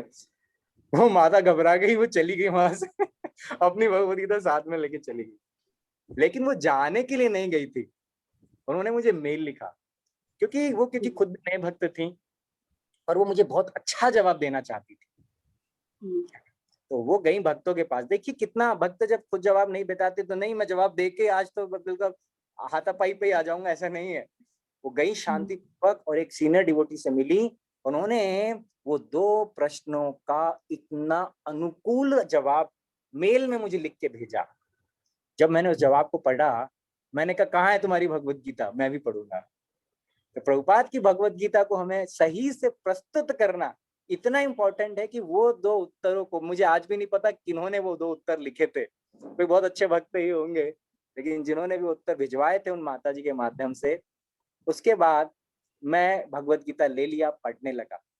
और उसके बाद तो माता जी ने मुझसे कहा तुम नोएडा में रहते हो, वहाँ इस्कॉन मंदिर है, वहाँ पे है ना प्रोग्राम होता है। कौन सा? मैंने कहा वो बोले यूथ वाला प्रोग्राम होता है। मैंने चलो, हमें क्या है, हम तो ऑफिस में टहलते ही रहते थे। ऑफिस के बाद उसी दिन में ऑफिस के बाद मंदिर आया, वहां पे IYF का बड़ा सा पोस्टर लगा था, उसमें एक नाम लिखा था नीचे, एक फोन नंबर था, उसके नीचे नाम लिखा था हिज गेस वेदांत चैतन्य प्रभु जी का नाम लिखा। मैंने फोन मिलाया, मैंने कहा अरे आपके यहाँ प्रोग्राम भी होता है क्या? बोले हाँ जी। मैंने कहा मैं मंदिर आया था, तो क्या आप मिलेंगे? तो वेदांत चैतन्य प्रभु उस टाइम व्हाइट में हुआ करते थे। तो प्रभु जी वो जो मंदिर का टेम्पल हॉल का बाहर निकलने वाला गेट है, वहीं आगे आगे खड़े हो गए। अब प्रभु जी की सादगी और सिंप्लिसिटी और वो जो मैग्नेट की तरह आकर्षण है, वो तो हमेशा से कार्य करता ही रहा था। वो कब से कितने जन्मों से चल रहा है पता नहीं, वो हमें डिलीवर करने ही आया, ऐसा कभी कभी लगता है। तो प्रभु जी खड़े थे और मैं खड़ा था। मैं उन्हें अपनी बुद्धिमत्ता दिखाने का प्रयास कर रहा था कि मैंने तो भगवत गीता पढ़ी है, मैं थोड़ा और अप्लाई करना चाहता हूँ और वो सब। प्रभु जी शांति पूर्वक सुन रहे थे, बस वो सुन रहे थे, मैं बोल रहा था। फिर आखिरी में उन्होंने कहा, आप हमारे प्रोग्राम्स में सैटरडे आना शुरू कीजिए। और मैं उन्हें देख रहा हूँ, मतलब उनको देख के इतना आनंद आ रहा था, इतना आनंद आ रहा था। मैंने कहा इन्होंने जो बोल दिया वो कर देंगे। बस फिर हम प्रोग्राम्स में आने लगे। बहुत जल्दी वृंदावन कैंप्स अटेंड किए हमने, है ना। उसके बाद हम देश में आके रहने लगे।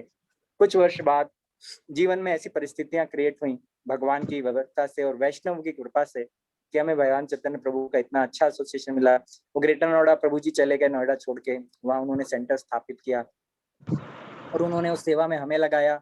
हम भी प्रभु जी के साथ निकल लिए, जॉब करते थे लेकिन हम प्रभु के साथ यूथ प्रीचिंग करने लगे। फिर वहीं पे मैंने जॉब छोड़ के फाइनली ज्वाइन भी कर लिया और प्रभु जी को मैंने कहा, प्रभु जी जो आप सेवा दीजिए, अब बस हम आपके हैं।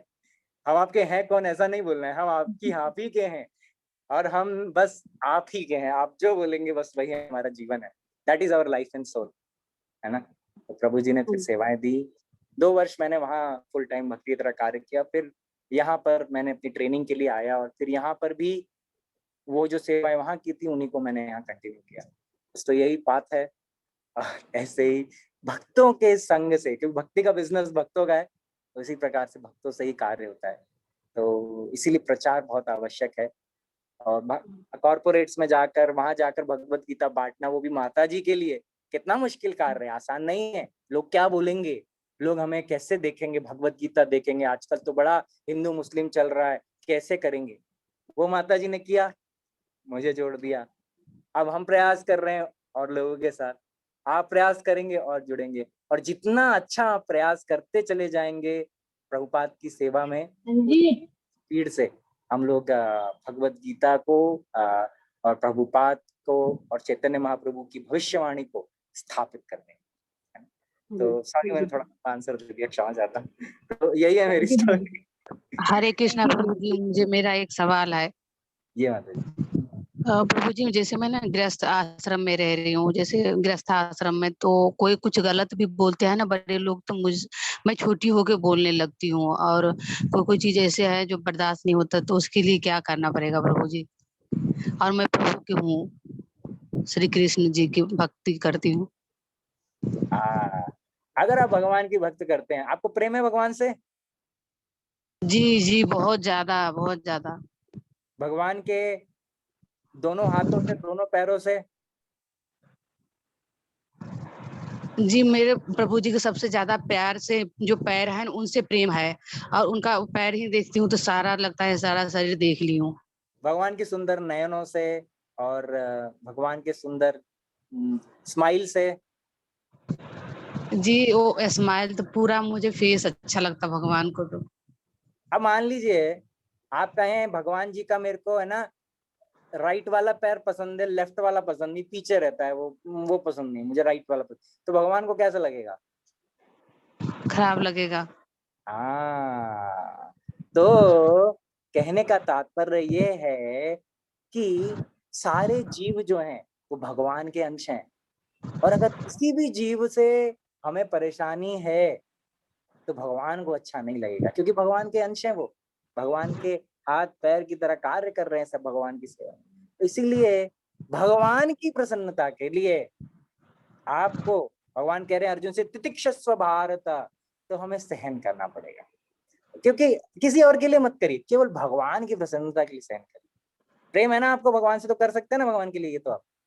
जी जी जी, बस इतनी सी बात है, बस क्या है, बस प्रेम है, जहाँ प्रेम है वहां पे फिर कोई प्रॉब्लम नहीं है। ठीक, धन्यवाद प्रभु जी। हरे हरे कृष्ण प्रभु जी। जी, हरे कृष्णा प्रणाम प्रभु जी। जी। प्रभु जी, मेरा क्वेश्चन एक ये है कि जैसे एकादशी 2 होती है, जैसे एक बहुत लोग कल व्रत रख रहे हैं, बहुत लोग परसों, तो इसमें प्रभु जी क्या मतलब इसमें भी ओरिजिनल डुप्लीकेट है क्या, या फिर उसमें कौन सा श्रेष्ठ है? श्रेष्ठ है तो क्यों श्रेष्ठ है? और दूसरा हाँ, प्रभु जी, अगर कोई पहला व्रत हमेशा रखता हो तो क्या वो दूसरा रख सकता है, या दूसरा हमेशा से रखता हो तो वो पहला रख सकता है क्या, ऐसा कुछ हमारे प्रभु भी जी? यही प्रॉब्लम है प्रभु जी, कल रखे या परसों, ये बहुत खराब बात है। सो देखिए एकादशी तो एक ही होता है, एकादशी तो एक ही होता है ना। और ऐसा नहीं है मैं इन लोग का एकादशी करूंगा, उन लोग का भी, ऐसा नहीं। एकादशी एक ही होता है, हमें एक ही करना है। अब क्यों अंतर आ जाता है, तो ये हमारा जो एस्ट्रोलॉजिकल कैलकुलेशन होता है ना, तो ग्रहों की स्थिति को देखते हुए, तो कुछ लोग क्या करते हैं कि आपके पूरे 24 घंटे में कभी भी एकादशी की तिथि शुरू हो तो उसी दिन एकादशी शुरू कर दो, चाहे सुबह एकादशी शुरू नहीं हुआ हो, लेकिन वो एकादशी मान लेते हैं। अगर शाम तक, रात को कहीं भी एकादशी शुरू हो गई तो मान लेते हैं एकादशी हो गई, राइट। तो ऐसे कैलेंडर हैं जैसे विक्रम संवत में, उनमें वो आपका कभी भी किसी भी समय आपकी आज के दिन में अगर एकादशी शुरू हो रही है तो वो उसको सुबह से ही मनाते हैं। लेकिन वैष्णव कैलेंडर हमारा जो है, उसमें क्या होता है कि जब हमारी एकादशी की तिथि जिस मोमेंट पे शुरू होती है, वो अगर हम सूर्योदय का समय देखते हैं, है ना, उसके पहले हुई या उसके बाद में हुई, उस प्रकार से, है ना। तो अगर हमारी उस समय शुरू होती है तब हम उसके बाद फिर सेलिब्रेट करते हैं एकादशी। एकादशी आने के पहले उसको सेलिब्रेट नहीं करते। तो कैलेंडर कोई भी सही गलत नहीं है, हमारा बस ये है कि हम किसको मानना चाहते हैं। तो क्योंकि हम भक्ति कर रहे हैं, वैष्णव हैं, तो हम वैष्णव कैलेंडर को ही मान के चल सकते हैं। जो लोग जनरल जो कर्मकांड करते हैं, कर्मकांड में वो लोग यूजुअली विक्रम संवत को फॉलो करते हैं, है ना। लेकिन जो हम लोग वैष्णव कैलेंडर है जो उसको हम लोग फॉलो करते हैं, वैष्णव जो है, ताकि सारे वैष्णव एक साथ अपने फेस्टिवल्स को सेलिब्रेट करें। अब एक भगवान का भक्त एक दिन करेगा, दूसरा दिन करेगा, तो क्या आपको अच्छा लगेगा? ऑब्वियसली नहीं लगेगा। मैं ही जवाब दे रहा हूँ। तो इसीलिए सबको साथ में रखने के लिए हम वैष्णव कैलेंडर फॉलो करते हैं। केवल ये टेक्निकल, बहुत टेक्निकल चीज है कि किस समय शुरू हो रहा है, तो इस दिन रखें या अगले वाले दिन रखें। लेकिन अक्सर पाया गया है कि हम लोग उस तिथि के आने के बाद शुरू करते हैं, इसलिए हमारा यूजुअली अगले दिन होता है, उस दिन नहीं होता है ना। तो इसमें नक्षत्र और ग्रहों को, परिस्थिति को देखते हुए ये टेक्निकल कैलकुलेशन होता है। तो हमारे कैलकुलेशन करने का तरीका थोड़ा सा डिफरेंट होता है, और जो कर्मकांड में जो फॉलो करते हैं उनका थोड़ा सा अलग होता है। तो मेरा हम्बल रिक्वेस्ट है कि जब वैष्णव लोग करते हैं, हम लोग तो मैसेज भी डालते हैं कि आज एकादशी है, कल एकादशी, इतने बजे खोलना है, इतने बजे शुरू करना है, मतलब इतना अच्छा इन्फॉर्मेशन सब तो मिल ही जाता है। तो फिर भक्तों के साथ में कर सकते हैं और एक ही कर सकते हैं, दो की जरूरत बिल्कुल नहीं है ना, बिल्कुल भी आवश्यकता दो की नहीं। प्रभु जी, मेरा क्वेश्चन ये है कि जैसे अभी क्या है, सैटरडे को मैं ट्रैवलिंग में रहूंगा, सो निर्जला हमारे लिए कर पाना मतलब काफी टफ हो जाएगा। सो क्या मैं कल कर सकता हूँ परसों की बजाय? मेरा बड़ा कठिन प्रश्न है। मेरे भी यही क्वेश्चन है, हमारे यहाँ सब कल कर रहे हैं। अच्छा, प्रयास करिए। तो हम लोग जो साथ ले जाते हैं मंदिर में, वो कल तो परसों तो कोई होगा ही नहीं। एक्चुअली प्रभु जी परसों मतलब पूरे दिन जॉब करना है, रात में ट्रेवलिंग बस से करनी है, सो निर्जला मतलब काफी टफ हो जाएगा हमारे लिए। मैं भी इस चीज को बिल्कुल मानता हूँ, और मैं आपका ही साथ देना चाहता हूँ। पता है मेरे साथ भी यही प्रॉब्लम आ रहा है। हाँ, क्या परेशानी आ रही है मेरे साथ कि कल सुबह मुझे ट्रैवल करना है, कल शाम को मैं भोपाल पहुंचूंगा, और वहां से कल शाम को मेरी ट्रेन है, और परसों फिर मतलब पूरा नहीं, सॉरी, एकादशी के दिन मेरी ट्रेन है शाम को, और फिर अगले दिन सुबह मैं पहुंचूंगा, और एसी भी नहीं है, वो भी स्लीपर है, एसी मुझे टिकट ही नहीं मिला। प्रभु जी, आप भोपाल कहाँ जाते हैं? इस्कॉन मंदिर में? नहीं, मैं अपने घर जा रहा हूँ, मतलब मम्मी पापा के अच्छा, साथ। अच्छा, हमारा भी घर वही है, पेरेंट्स का, ईदगाह अच्छा, हिल। बहुत अच्छा है। ईदगाह हिल। कभी मंदिर आएंगे तो मिलिएगा, हम बात कर सकते हैं। आप अभी मंदिर में आते हैं? मैं मंदिर में ही रहता हूँ। अच्छा, वहाँ भोपाल में? नहीं, भोपाल में नहीं, मतलब यहाँ नोएडा में मंदिर में ही रहता हूँ। अच्छा, भोपाल वैसे में उधार है जाता हूँ आपको। तो माता पिताजी हैं तो उनसे भी मिलना रहता है, तो उनके अच्छा, वो साथ। कौन सी जगह रहते हैं? सो वैसे हम लोग पिपलानी पेट्रोल पंप के पास में रहते हैं। अच्छा पिपलानी रहते पेट्रोल हाँ, पंप पर। अच्छा अच्छा, हम लोग ईदगाह ही रहते हैं ऊपर, जी वो मुस्लिम स्कूल है ना, उसके ऊपर ईदगाह है। जी माता जी, ठीक है माता जी, अगर और भी कुछ प्रश्न होगा तो हम लोग कभी मिलते हैं मंदिर तो में, आराम से चर्चा करेंगे। प्रभु जी ठीक। मतलब कल हम रख सकते हैं व्रत, हमारा जो भी क्वेश्चन था। हाँ, तो मैं इसलिए ये बता रहा था प्रभु जी कि मेरा भी बड़ा सा ट्रैवलिंग है, बहुत गर्मी में घूमना पड़ेगा, लेकिन मैं भी प्रयास कर रहा हूँ कि मैं भक्तों के साथ परसों ही करूँ। कल क्यों? करेंगे आप? नहीं, मैं परसों करूंगा भक्तों के आप साथ। परसों। तो मैं प्रयास करूंगा कि नहीं, भक्तों के साथ में ही मेरा शुरू और भक्तों के साथ ही खत्म हो, क्योंकि भगवत धाम है ना, भक्तों के साथ जाना है। तो फिर परसों हम पारण कितने बजे करें, जैसे कल व्रत करते हैं तो? उसके लिए माता जी वैष्णव कैलेंडर में तो नहीं मिलेगा ये चीज, उसके लिए वो फिर मालूम ही नहीं है कितने बजे करें। क्योंकि वैष्णव कैलेंडर में तो जो दिया है पूरा डिटेल दिया रहता है, इसमें नहीं पता चल पाता। लेकिन प्रभु जी इसमें मैं एक पॉइंट ऐड करना चाहता हूँ, जैसे वृंदावन में श्री बांके बिहारी है या फिर राधा रमन लाल जी हैं, मतलब वैष्णवों में ये भी आते हैं, बट इनके यहाँ कल ही ऐसे एकादशी मनाई जा रही है। हाँ, तो ये क्या मतलब ये विक्रम संवत जो आप बता रहे हैं उनको फॉलो करते हैं, है तो वैष्णव ये भी, और मंदिर भी ठाकुर जी का है। हाँ। तो क्या ये गलत तो नहीं है ना? नहीं, नहीं, गलत नहीं है। गलत नहीं है। कौन सा कैलेंडर फॉलो कर रहे हैं उस पर निर्भर करता है, क्योंकि हमारे यहाँ काफी लोग कर्मकांड के कैलेंडर फॉलो करते हैं, वैष्णव कैलेंडर नहीं करते, but that does not matter. हम जहाँ पे भी जैसे भी जिस भी परिस्थिति में है, अगर कर सकते हैं तो बहुत अच्छी बात है, बट आप बिल्कुल कर ही नहीं पा रहे हैं तो फिर चर्चा का भी कोई टेंशन नहीं है, क्योंकि अब जो कर सकते हैं वही करेंगे फिर, तो वैसे कर लीजिए, कोई प्रॉब्लम नहीं है, बट मे भी अगले बार से कोशिश करिए कि भक्तों के साथ चलेगा। कल भी कर सकते हैं प्रभु जी, परसों भी कर सकते हैं।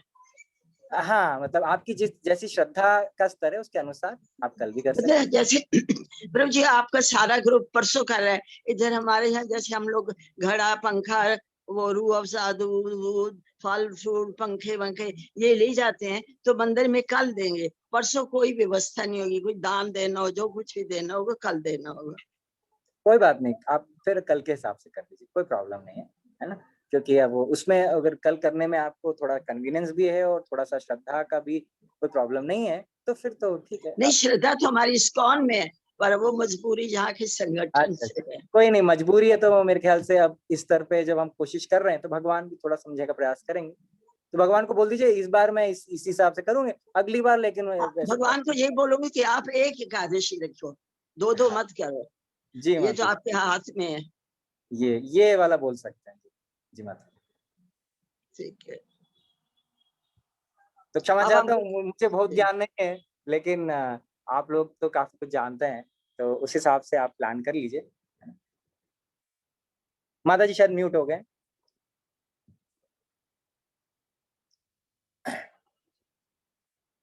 ठीक है, ओके, और कोई अप्रोच जी शेयर करना चाहते हैं या हम लोग ऐसे में क्वेश्चन था यहाँ पे भी, ठीक है। हाँ, अच्छा, पिछला वाला, अच्छा सहन करने वाला, अच्छा अच्छा, वेरी गुड।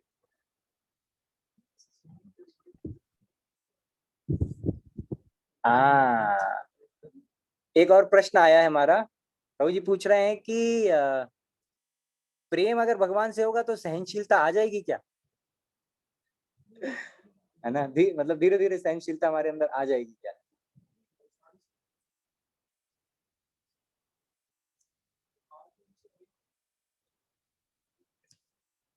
मैकेनिकली कर रहे हैं असली में? हाँ, अच्छा अच्छा, डेफिनेटली आएगा। प्रभु जी का प्रश्न है कि अगर हम कुछ भक्तों को सहन कर रहे हैं और भगवान की तरफ तो हमारा प्रेम है, तो क्या हम आगे चल के उन भक्तों के प्रति भी हमारा प्रेम आ जाएगा कि नहीं आ जाएगा, है ना, तो ये प्रश्न है। तो जैसे जैसे भक्ति में हम आगे बढ़ेंगे, है ना, अभी हम अधो श्रद्धा साधु संग ले रहे हैं, फिर भजन क्रिया अनर्थ निवृत्ति, फिर है ना रुचि, फिर हमारा निष्ठा भाव प्रेम, ऐसे हम धीरे धीरे आगे बढ़ेंगे, भक्ति में आसक्ति भी आएगी। तो तो जैसे जैसे हम अनर्थ निवृत्ति करने के बाद हमारी ऐसा स्टेज आना चाहिए जिसमें कि हमारे अंदर जो काम क्रोध लोभ हैं ये वाले नहीं रहेंगे और हम भगवान का नाम अच्छे से ले पा रहे होंगे। ऐसी परिस्थिति में जब अनर्थ निवृत्ति के आगे के स्टेजेस पे डेफिनेटली हमारे साथ ऐसा होगा, है ना। और जितना आगे बढ़ेंगे वो अगर भाव और प्रेम के स्तर पे तो कोई टेंशन ही नहीं है। तो अब स्पीड से बस आगे बढ़ जाइए, है ना। So yes sir. एक और प्रश्न है कि अगर हम बीमार हैं तो फास्ट कैसे करें? तो डेफिनेटली हेल्थ हमारा इम्पोर्टेंट है। ऐसा नहीं करना है कि हम तो व्रत करेंगे, अस्पताल में हमें बॉटल चढ़ रही है, हमने व्रत नहीं छोड़ा। तो अब क्या है कि बाकी लोग जो व्रत कर रहे थे बेचारे वो भी हमारे साथ अस्पताल में बैठे हुए व्रत छोड़ के ना। जी, उपवास का अर्थ हमें समझना है। सिद्धांत के अनुसार उपवास का जो अर्थ होता है वो है कि भगवान के पास में यानी भगवान के पास में एंड वास करना, है ना। तो भगवान के पास वास करना।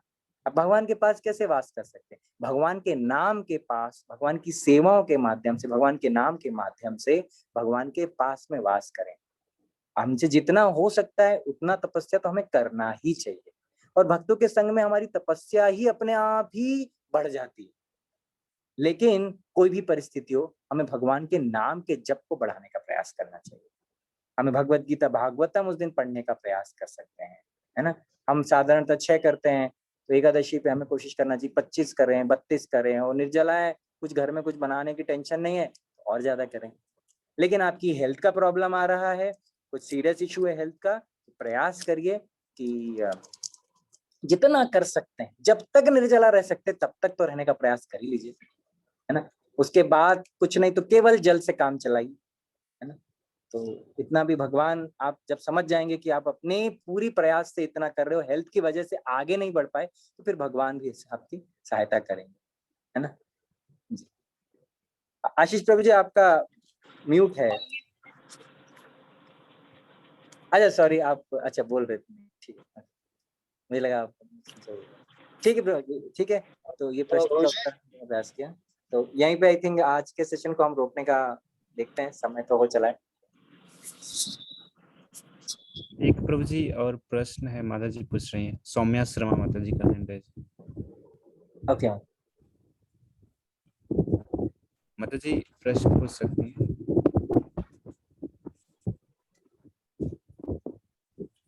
माता जी अनम्यूट कर सकते हैं अपने आप को।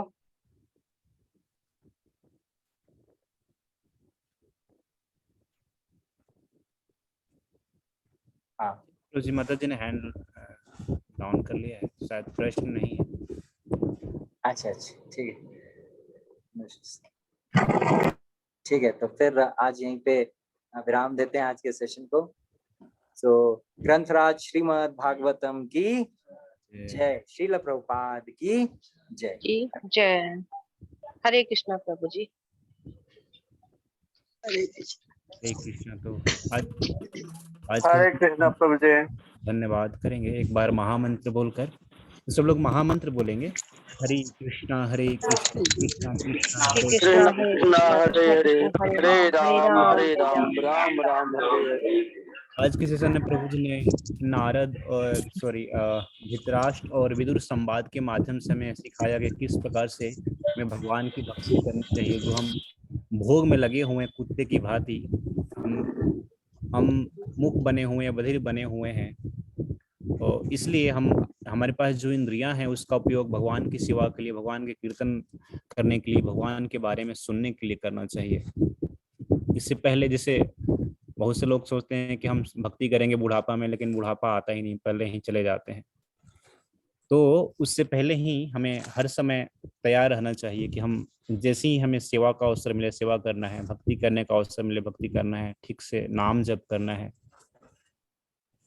तो आज प्रभु जी ने अपने आप के बारे में बताया किस प्रकार से भक्ति से जुड़े, तो काफी इंटरेस्टिंग था और काफी अलग अलग प्रकार के प्रश्न प्रभु जी ने उसका उत्तर दिया।